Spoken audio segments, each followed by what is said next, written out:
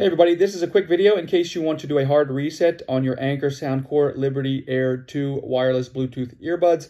You might need to do this if you are having trouble with them not connecting, or if they keep disconnecting, or if you're getting sound out of only the left or the right ear, or if they're connecting to the wrong device and you just want to make them forget all the devices so that you can start fresh. It's real easy to do. All we need to do is to come in here and put our earbuds in the case like so. Then we're going to close the case for a couple seconds, open it back up, and once we do that, we're going to come into the bottom and we're going to press and hold this button right here, and we're just going to keep pressing and holding it. And while we're pressing and holding it, we're going to look at the indicator lights on the top of each of the earbuds. And while you're waiting for that to happen, you're just going to wait until it turns red.